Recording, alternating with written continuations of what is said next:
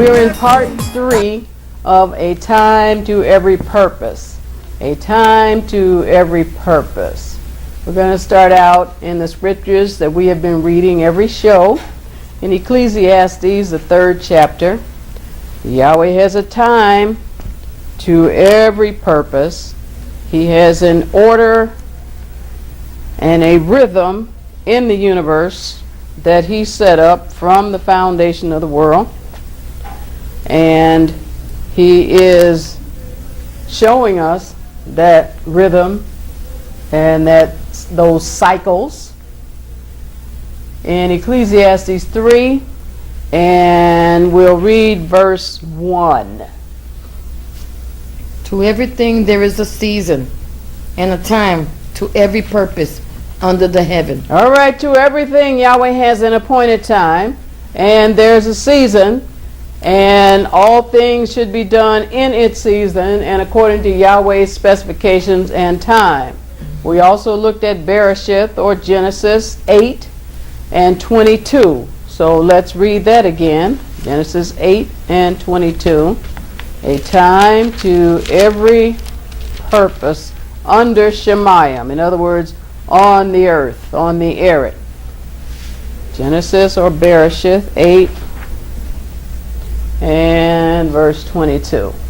While the earth remaineth, seed time and harvest, and cold and heat, and summer and winter, and day and night shall not cease. All right, so Yahweh said, while the earth remains, there will come a time when Yahweh says that the earth will melt with fervent heat, but that time is not yet.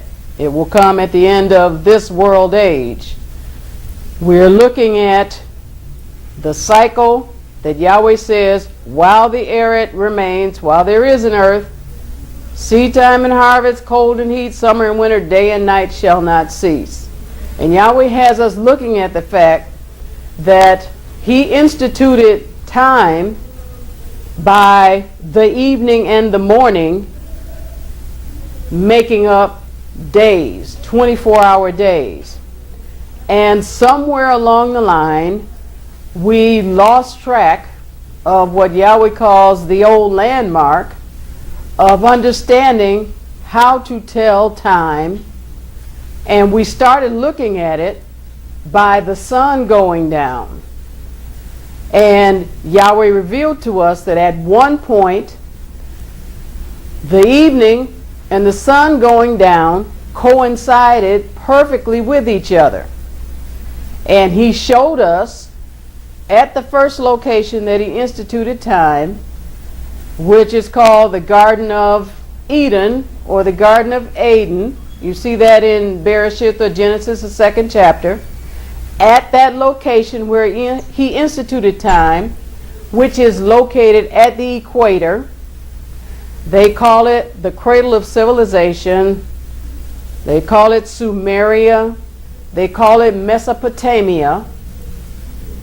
It was a location where they also call it paradise. The temperatures, everything was perfect. And Yahweh put the first human beings there.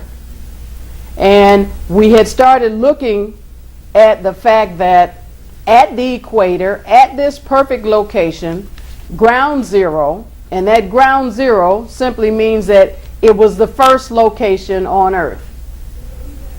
As Bereshith or Genesis is the beginning of Yahweh's word, so ground zero is the beginning of the location where Yahweh instituted everything that he wanted man to do. Whether it's the commandments, the feast days, the sacrificial offerings, whatever it is, Yahweh's institution of his ordinances and statutes didn't just start over in Exodus when the children of Israel were led out of Mizraim.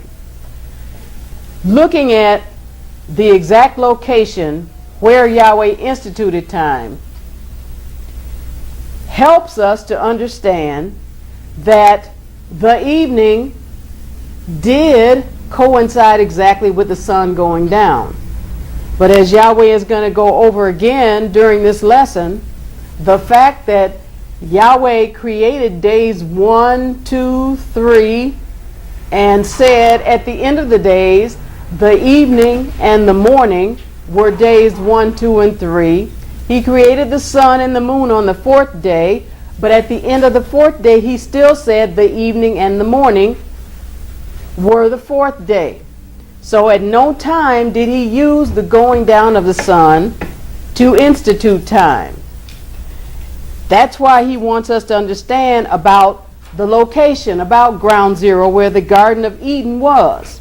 It was located at the equator. I'm looking at Encyclopedia Britannica Junior, Volume 5, and I'm on page 343. And it's talking about the equator. And it says, at the equator, day and night are always equal in length. And we looked at, on one of the shows, the fact that Yahshua said, are there not 12 hours in the day, meaning there are 12 hours in the night, or the evening. Yahweh said the evening and the morning were days. So 24 hours make up the period of time that Yahweh called day 1, day 2, etc. So here we are in this book that was written, I believe, published in the 70s, and Yahweh is telling us that 1967. Yahweh is telling us at the equator, day and night are always equal in length. You have 12 hours of evening or dark, and you have 12 hours of light or day. Look it up yourself, Encyclopedia Britannica Junior. I also have a couple of articles here that I got from the web. We want to understand how we diverged from understanding about the evening and the morning, and it's clear that we started substituting sundown for the evening, thinking that we had to check whether the sun was up or down to know whether a day started. Well, it came from the fact that they used to perfectly coincide at ground zero. The evening, or 6 p.m., which Yahweh is going to show us, Yahweh's days start at 6 p.m. and they end at 6 p.m. They go from 6 to 6, the 12 hours of dark, and then in the morning it goes from 6 a.m. to 6 p.m., the 12 hours of light, irregardless of what the sun is doing. So Yahweh wants to give us understanding, and we observe the Shabbat looking at the sun going down. We too, as Yahweh said, have been deceived. Yahweh is bringing us up out of that.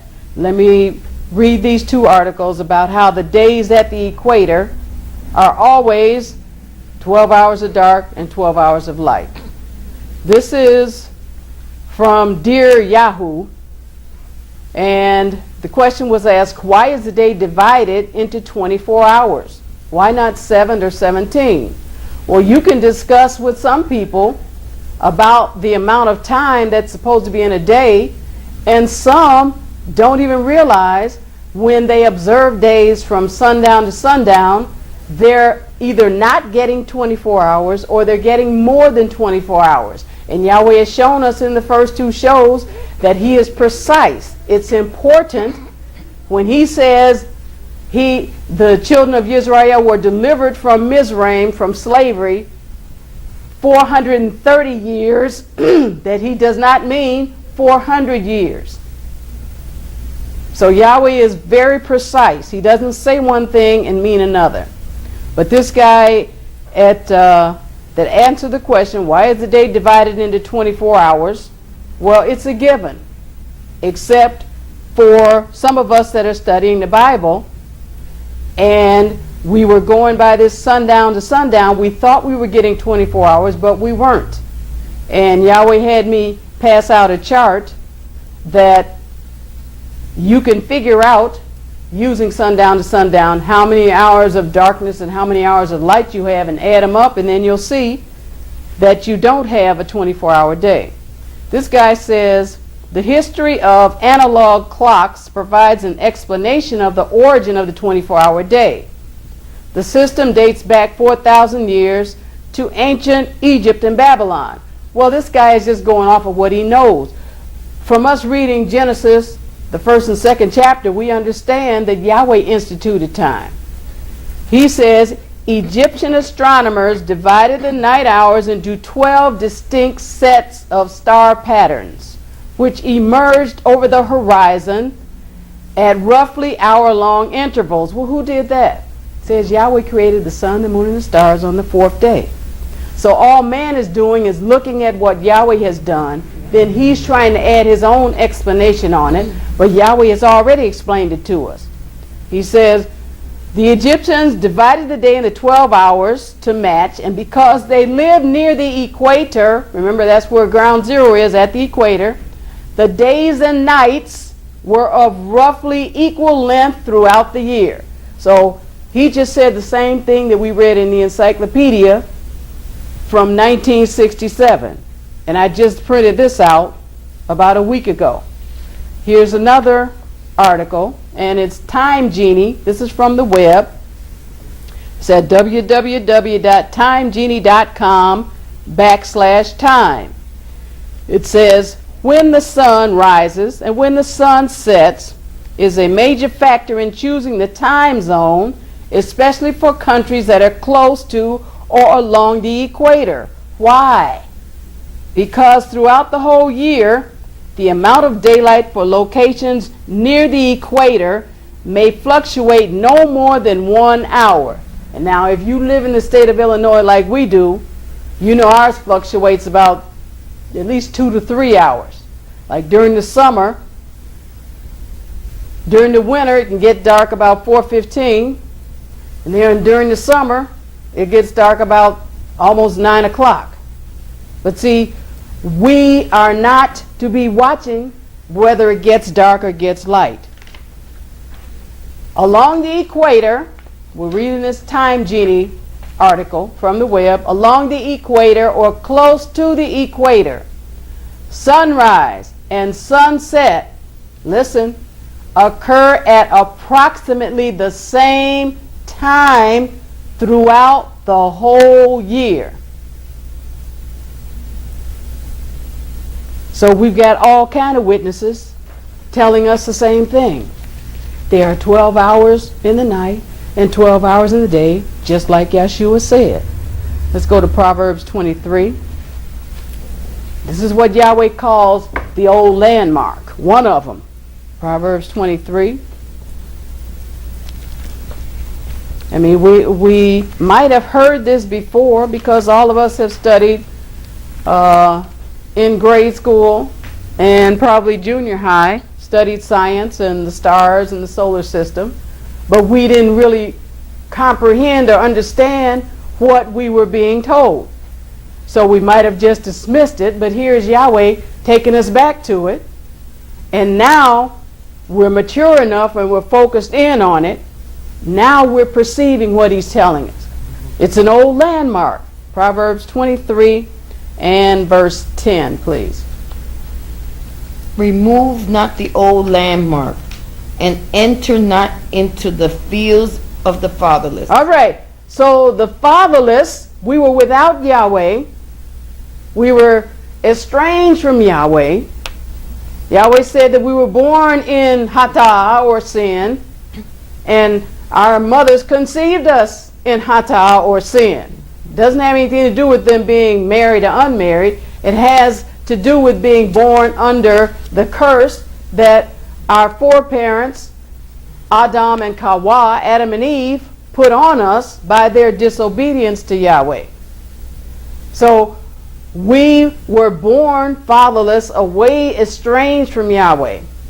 And during our lifetime, we're coming back to Yahweh. And we're finding out about these old landmarks because now Yahweh is our Abba. He's our Father. We're no longer fatherless. One of the old landmarks is Yahweh dictating that the evening and the morning were days.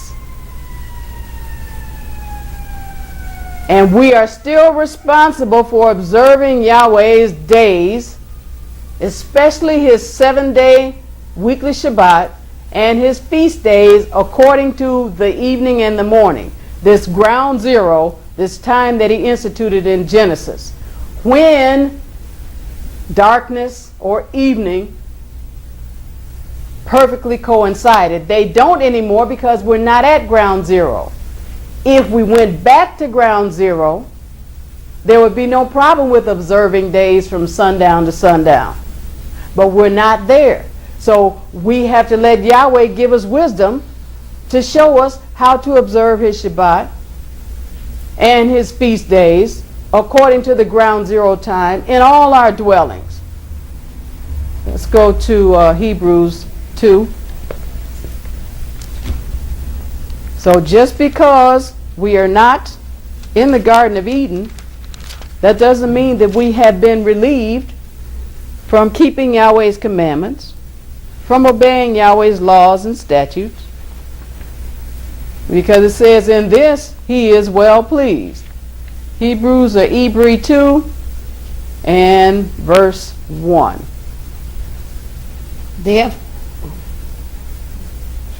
Therefore we ought to give the more earnest heed to the things which we have heard, lest at any time we should let them slip. So, instead of becoming more lax as time goes on, we are to be finding out about these old landmarks that have been removed, these old landmarks that have been covered up, these old landmarks when the scales were on our eyes and we didn't know about them, and we were trusting and looking at some people, and Yahweh was using them to lead us out of this darkness. And one of the groups that he was using, and is still using to some extent, is Esau or Esau or the Edomites or the people of Mount Seir. But Yahweh has to help us to divide the truth from the error, because they are not doing everything according to what thus saith Yahweh. We are the people that he set up to do things and according to what thus saith Yahweh 100%, and to be that standard that the world watches. But we're coming back to that, and we're getting back to the old landmark, and we're becoming more on point. Like it says right here in Hebrew 2 and 1, therefore we ought to give the more earnest heed, pay more attention, do more research, pray more, seek Yahweh's face more, ask Yahweh for more wisdom to the things that we've heard. We heard that we should keep the weekly Shabbat. We heard that we should keep the feast days. But something was not lining up with the sundown to sundown. And Yahweh has revealed to us why. We're supposed to do it according to ground zero time and apply it to where we are. In other words, 6 p.m. to 6 p.m. Let's go to Hebrews 10 and 25. So it was never Yahweh's intention for us to let things slip as time progressed, but for us to become more on point, to become better at serving him. It's also not Yahweh's intention for us to be looking for new doctrines, but to return to the old landmark. Not like these people that he's talking about here. There's some people that do this. This is not us. We don't do this. Hebrews 10 and read verse 25, please.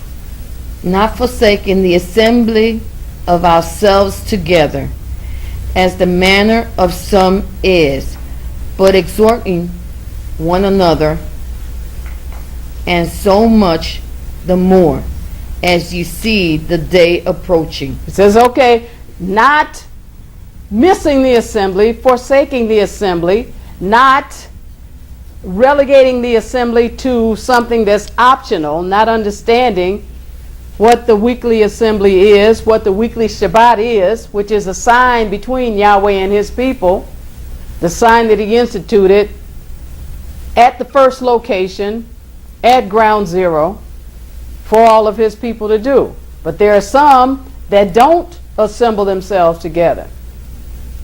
There's some that don't come and encourage the brothers and be there to strengthen each other. He said, but we should do that even more as we see the day approaching. And this is the last of the last days. Not just the last days, but the last of the last days. Verse 26. For if we sin willfully after that we have received the knowledge of the truth, there remaineth no more sacrifice for sins. All right, so Yahweh is saying now he understands when we have got something. He understands when we know what he's talking about. We don't have to understand it through and through. All we have to do is understand what Yahweh said. He'll reveal it to us by and by. Just like the dietary laws, we may not understand totally why not to eat pork or why not to eat certain foods, but trust Yahweh, obey Yahweh, and revelation will come as you obey Yahweh. Yahweh says, then we'll know when we follow on. That's how the revelation comes, following on, going on with Yahweh, not sitting and waiting for Yahweh to show you A to Z before you agree to obey him. That will never happen. You and Yahweh will never walk together. You will never be as one.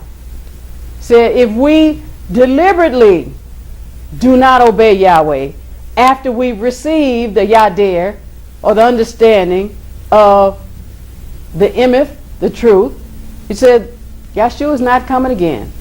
There's nothing to pull you back from the course that you're on. So the best thing you can do is turn yourself around, seek Yahweh, and let Yahweh show you how to get back on course. Verse 27. But a certain fearful looking for of judgment and fiery indignation, which shall devour the adversaries. All right, so we are going back to the old landmarks. We're not like those who argue that we can't observe Yahweh's weekly Shabbat because we're not in Israel. When Yahweh tells us that 6 days shall work be done, but the seventh Yom or day is the Shabbat of rest, the holy convocation. Don't do any work therein. It's Shabbat of Yahweh in all your dwellings. So we forgot our Elohim. We lost our identity, our culture, our language. For years we were told that Esau did not keep the feast days on the same days that the Bible said. But we went to a Bible class, and I don't know if you did or not, but we were using Esau's calendar. And we marked them up, and then we typed up calendars and we passed them out to the members. So then they could make sure that they took those, what we thought were the holy days, off. Let's go to Nehemiah or Nehemiah, the 2nd chapter. But when we looked at Esau's calendars, we didn't understand the Hebrew words that were on that calendar. And we didn't even really think about, I just speak for myself, think about going to look in the Bible to see if the words were in the Bible. But over a period of years and over a period of time, when Yahweh kept having people talk to us about concordances and talk to us about Hebrew words and Hebrew this and Hebrew that, then we finally caught up with Yahweh on this point and started listening to Yahweh. Nehemiah or Nehemiah 2 and verse 1. And it came to pass in the month Nisan, in the 20th year of Artaxerxes the king, that wine was before him, and I took up the wine and gave it unto the king. Now I had not been before time said in his presence. Now, when you look at the Jewish calendar, and which we still get it from year to year, and we look at it and see what they're saying is certain days and different things. This word Nisan, it says, and it came to pass in the month Nisan, and in the 20th year of this king of Persia, but the month Nisan. When you look at the Jewish calendar, you'll see that word Nisan. When we first started using those calendars, we didn't really pay any attention to that word Nisan. That's a Hebrew word. Let's go to Exodus 23. So Yahweh is taking us back. We forgot our Elohim, but he's taking us back to the old landmarks, our identity, our language. And now he has to help us to rightly divide this thing, because it's not straightforward. He says it's a pearl of great price, and you're going to have to dig for that pearl. But Yahweh is right there with you with his Ruach HaKodesh, with the shovel. Exodus 23 and verse 15. Thou shalt keep the feast of unleavened bread.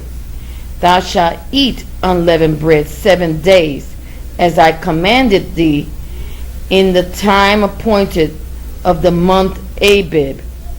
For in it thou camest out from Mizraim, and none shall appear before me empty. Now we found out that this word Abib is referring to the same thing as that Nisan was in Nehemiah. But this was after years of looking at it and looking at Esau's calendar and Yahweh talking to us and bringing us back to the old landmark. And one of the things that was confusing is because some of the names on the Jewish calendar are modified. So we couldn't understand them. They're spelled in a different way than they are in the Bible. For instance, May on the Jewish calendar, they have it Iyar, I-Y-A-R, and Sivan, S-I-V-A-N. Well, in the concordance, you can find this in the Hebrew at number 5510. Iyar, I didn't see it, but this Sivan is C-I-Y-V-A-N. So it's spelled with a C and not with an S, as the Jewish calendar had spelled it. Psalms 83. So it's a maze. Yahweh is bringing us up out of the maze, and that's why we didn't know at ground zero that the evening did coincide with darkness, but it wasn't darkness. Yahweh did not use the sun to institute time, and he doesn't use it now. Psalms 83. But we'll let Yahweh show it to us even more. 83 and verses 3 to 4. We have to realize what position we're in now. We're in a position where there have been stumbling blocks put in our way to stop us from getting back to the old landmark. But all we have to do is just keep our hand in Yahweh's hand, keep walking with Yahweh, and he'll show us how to go over, under, around, and through every stumbling block. Psalm 83, and we'll read verses 3 to 4. They have taken crafty counsel against thy people, and consulted against thy hidden ones. They have said, Come, and let us cut them off from being a nation, that the name of Israel may be no more in remembrance. So, they don't want us to recognize that the evening, which begins at 6 o'clock, as Yahweh instituted it at ground zero, and the sun going down, were perfectly connected at ground zero. But Yahweh didn't use that term, the sun going down. This is part of the crafty counsel that has been taken against Yahweh's people to stop us from coming back into the fullness of what Yahweh has for us. But if Yahweh is for us, which he is, It's only a matter of time before we do come into the fullness. And this is what we are doing, because we're actively pursuing Yahweh and His truth. Here a little, there a little. Whatever is true, we take that. What's not true, we leave it alone. On this Jewish calendar, we saw Yom Kippur listed, but in Leviticus, the 23rd chapter, we saw the Day of Atonement. Well, at that time, we hadn't found out and gone to our concordance to realize that day in Hebrew or Hebrew is Yom. And then atonement or fasting, we didn't know that that was Kippur. And I just looked it up in the Blue Letter Bible Dictionary today, and Yahweh showed me, yes, that's where they get it from. So we were looking at this calendar, which had a lot of truths in it, but Yahweh had to open it up to us, because with us being brought up in a country speaking a different language than our other language, we had to do some catch up to understand what it was talking about, and to break it down, for Yahweh to break it down for us. Let's go to 2 Corinthians 4. So they have Rosh Hashanah instead of the blowing of trumpets. They have Sukkoth, Succoth, which in the concordance is Cukkah, for boots, instead of the Feast of Tabernacle. It's all part of this plan, and we know Hasatan is behind the plan, so don't look at man. Don't just say, Esau this and Esau that. You're stopping short. It's Yahweh and it's Hasatan, or the wicked one. So let's not get hung up on people, because then you won't see the puppet master who's really behind it. And you need to be aware that this is a spiritual conspiracy that's going on. This was a spiritual blindness that Yahweh is bringing us up out of. 2 Corinthians 4, and let's start at verse 3. But if a gospel be hid, it is hid to them that are lost. Yes, verse 4. In whom the Elohim of this world have blinded the minds of them which believe not, lest the light of the glorious gospel of Mashiach, who is the image of Yah, should shine unto them. All right, so here is Yahweh's doctrine. That's what that word gospel means, doctrine.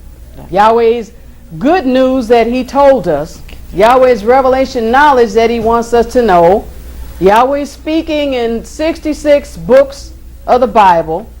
It said, if the doctrine, Yahweh's doctrine, be hid, is hid to those that are lost, whom the Elohim of this world, that's talking about Hasatan, He's blinded the minds of those that don't believe.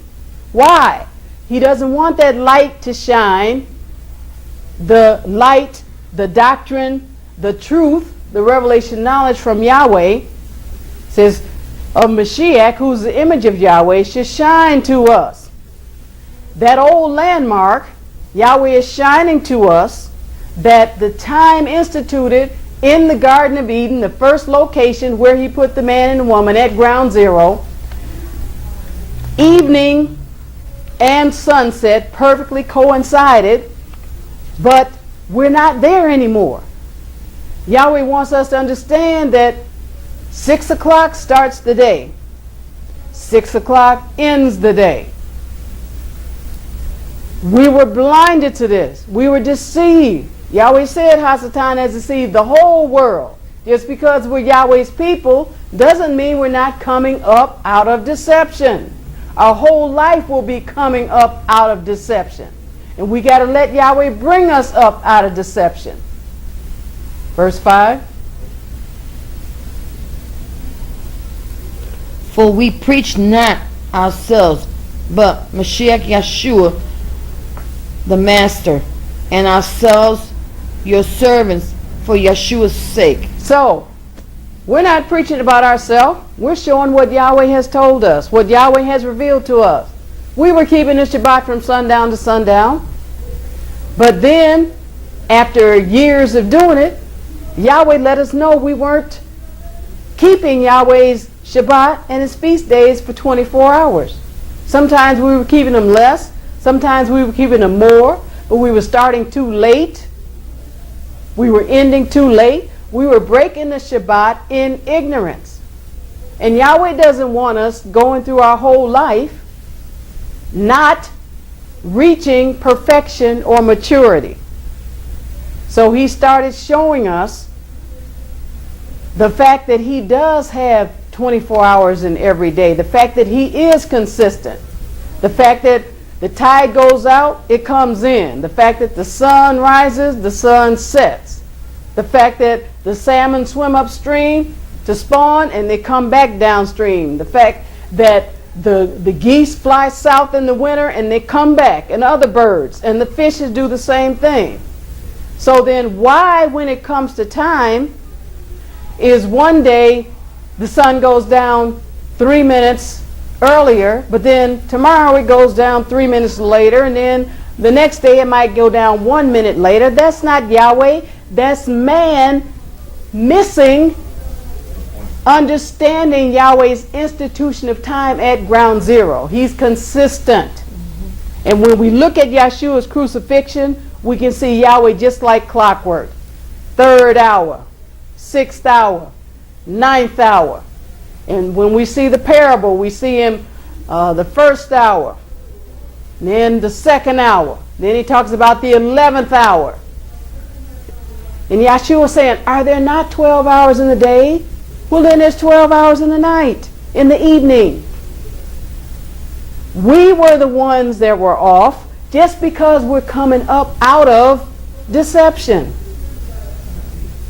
Because we were blinded. He says, but now we're not preaching ourselves. If it was up to us, we'd still be doing sundown to sundown.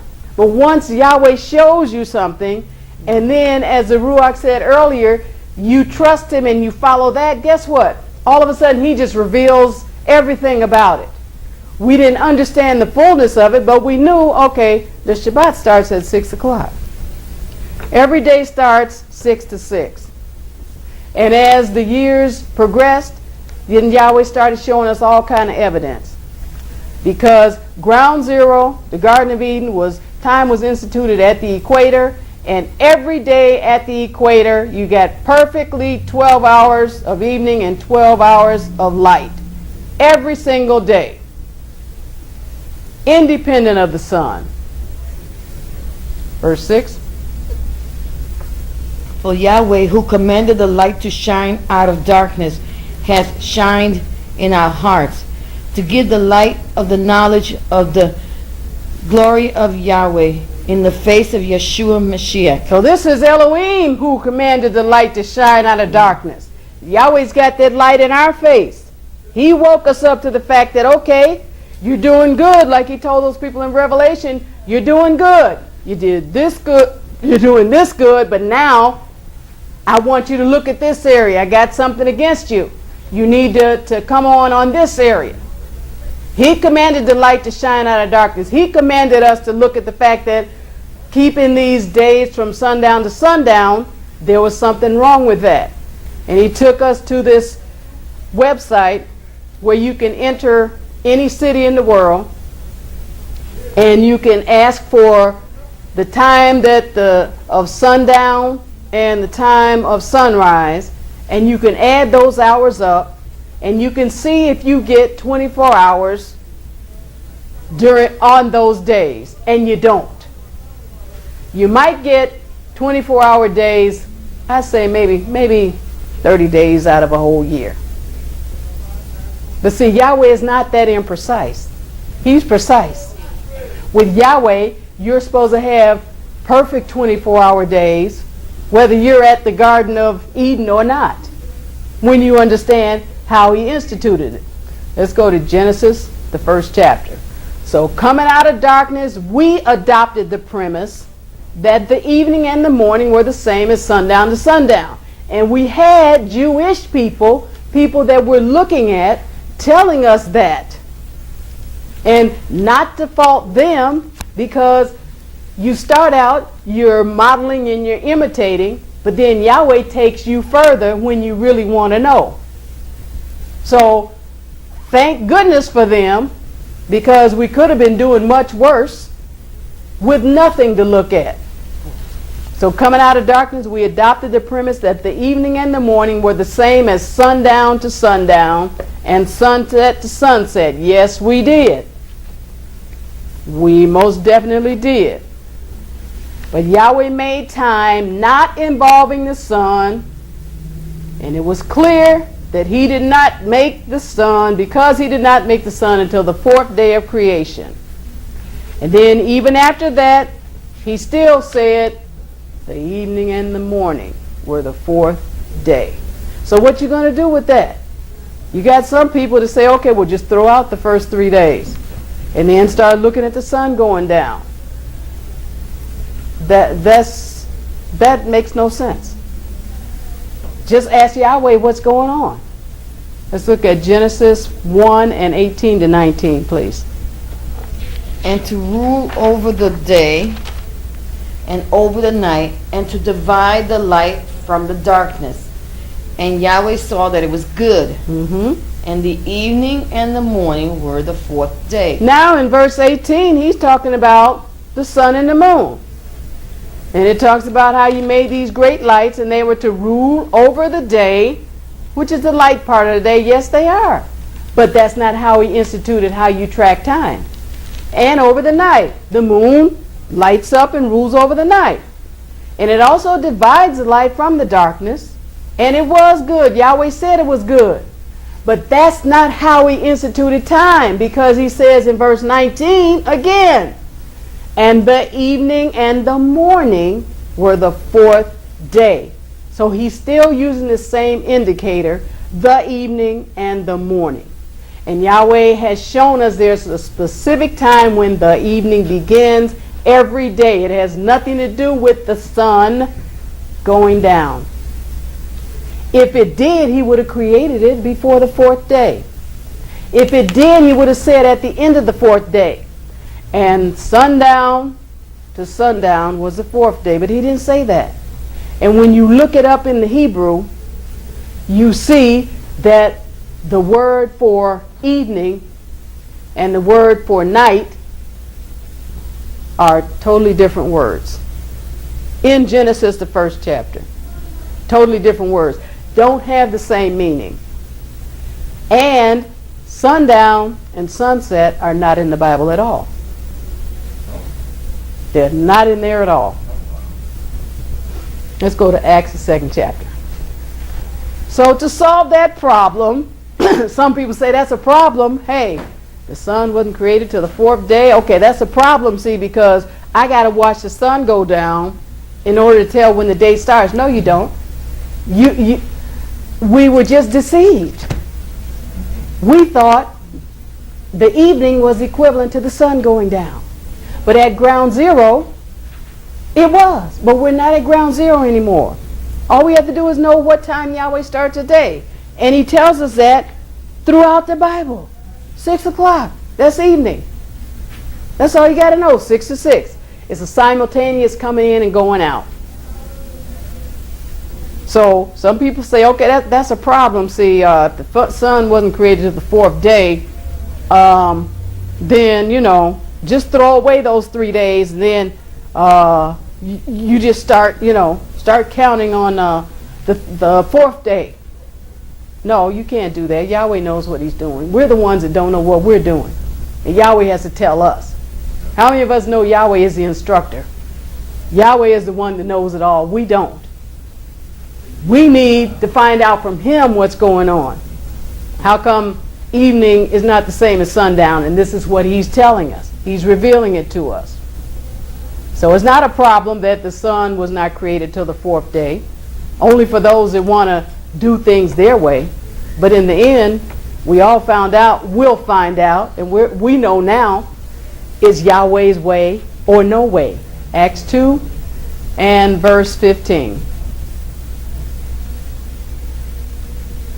But these are not drunken, as you suppose, seeing it is but the third hour of the day. All right, so here's Yahweh talking about an hour of the day. It's like, well, what kind of stuff is that? Well, look at your clock. You got numbers up here. They got hours on there. Now, we have been co-opted by the Romans and co-opted, by, Europeans and different ones. But Yahweh is bringing us up out of that. But he lets us know what the third hour of the day is in Acts 2:15, when it was the day of the Feast of Weeks and called the Pentecost in the New Testament, and they were all assembled there because it was the Holy Convocation. So it was no surprise that they were all assembled there. And Kepha, they thought that they were drunk, but they really had Yahweh's Ruach, and they were speaking with other tongues because Yahweh gave them his power source and caused them to speak with other tongues. And he said they're not drunk because it's only 9 o'clock in the morning, the third hour of the light part of the day, disconnected from the sun rising unless you're in ground zero, where you got perfect 24-hour days. The sun rises perfectly at 6 a.m. every morning. Every morning. And we read Encyclopedia Britannica and a couple of other articles that let us know there's always 24 hours at the equator, at ground zero, at the Garden of Eden, at the cradle of civilization. We're talking about the same place.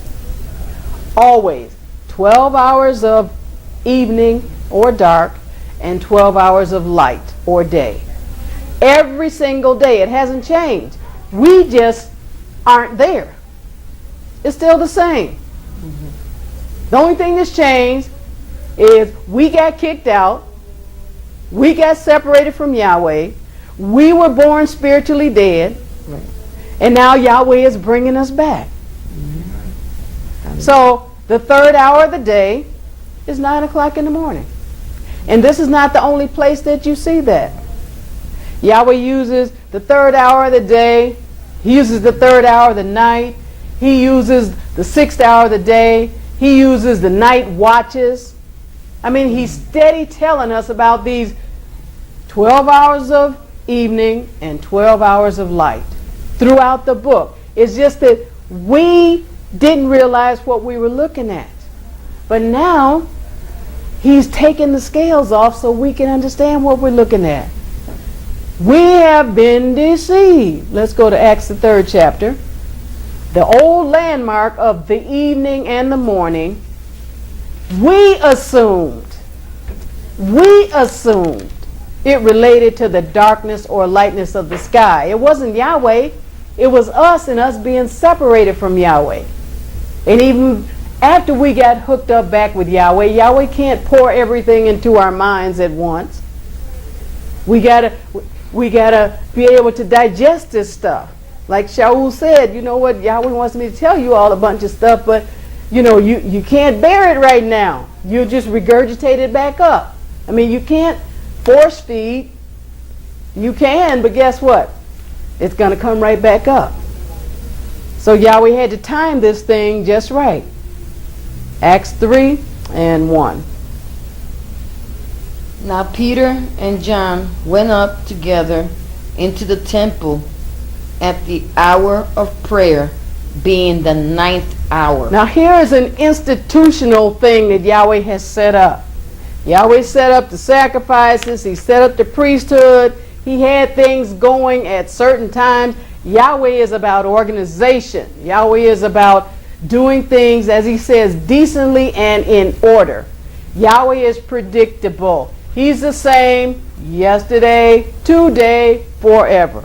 You have people that want to throw out this expression about, well, Yahweh, is mysterious, his ways are past finding out. That's a bunch of garbage. That's something that somebody said, and they haven't gone into Yahweh's word. Yahweh's talking a whole lot for us to think that his ways are past finding out, or he wants to remain mysterious. He says, unto you is given to know the mysteries of the kingdom. It's given to you to know. So if we don't know them, or if we're blocking them out when Yahweh's telling us, well, who can we blame? Nobody but ourselves. It's not Yahweh holding it back from us, trying to be mysterious. He said, no, I've given it to you. He says, that's why I speak to them in parables, not you. I break it down for you. I want you to know. Why? Because you're the one that's going to turn around and tell other people about me. Says, now Kepha and Yochanan went up together into the temple at the hour of prayer. The hour of prayer. There's a set hour of prayer that was in the temple that Yahweh set up. And it was the 9th hour. Well, we just read the 3rd hour. That's 9 o'clock in the morning. Well, the 9th hour, that was 3 in the afternoon. And guess what? Yahweh shows us in the scripture that Yahshua, who's a perfect sacrifice, as well as the Lamb, that he had our forefathers sacrifice, put the blood on the doorpost, and keep the Passover yearly until Yahshua came, was killed at the 9th hour. Yahshua died at the 9th hour, 3 o'clock in the afternoon. Why? He was the perfect sacrifice. He was that lamb. Yahweh has everything just like clockwork. But we're looking at it and not seeing it. But those days are over. We're looking at it and Yahweh's showing it to us. Being the 9th hour, 3 o'clock in the afternoon. That was when the priests were killing the sacrifices and different things. That was when the Passover lamb was killed. Let's go to Acts the 10th chapter. And he does this with the night too. That's why Yahshua said, hey, there's 12 hours. Are there not? He wasn't asking them. He's saying, don't you know? There's 12 hours in the day part and 12 hours in the night part. And sadly, we have to come up out of that because we didn't know. And we were talking about how Yahshua argued somebody down about he didn't die on Friday and he wasn't resurrected on Sunday. And he was in the grave 3 days and 3 nights, 72 hours. And not once did we count the amount of hours that were from that time when he went in the grave until he came out, according to the scripture, and see whether or not it was actually 72 hours when we were doing sundown to sundown. And it's not. And for those that weren't here last week, we have a chart to show you that taking from when Yahshua was in the grave, they don't have the chart doesn't go back on this website that gives you the time of sundown to sundown in various cities. But this has Jerusalem on it, it's got Chicago, and then it's got Ground Zero Garden of Eden time. According to Ground Zero Garden of Eden time, Yahshua was in the grave 3 days and 3 nights, 72 hours exactly. If you said in Jerusalem, you did sundown to sundown, he was in the grave 72 hours and 6 minutes. Now the question is, do you want Yahweh to be, or is Yahweh precise? Is Yahweh concrete? You want Yahweh to be abstract? Then we can't tell people that, well, from Friday to Sunday, you can't get, 3 days and 3 nights. So what are we getting when we're doing sundown to sundown? We didn't stop. We didn't stop to think. We didn't stop to count. Myself, I was assuming. And I told people 72 hours. But I'm looking at this. No, I don't. And if you're in Chicago doing sundown to sundown, you get 72 hours and, man, it's about 44 minutes. Now, the question is, what kind of Elohim do you serve? Do you think he can mean 400 and say 430? Do you think he can mean 3 days and 3 nights? And then mean 3 part days, like some of the arguments that we've heard, and part nights? Acts 10 and 9. So we see once again Yahweh is talking about time again when he talks about the 9th hour, 3 o'clock in the afternoon. And the 9th hour is the same every day, whether you're at ground zero or not. Acts 10 and verse 9, please. On the morrow, as they went on their journey and drew nigh unto the city, Peter went up upon the housetop to pray about the 6th hour. Okay, here's Yahweh again with another time. And we've read this for years. And now Yahweh is telling us, are there not 12 hours in the day? And there's 12 hours in the night. There's 24 hours in the day. I got them divided. 3, 6, 9, 12. We're going to see this over and over again. So what does it mean? It means he's taking us back to the old landmark.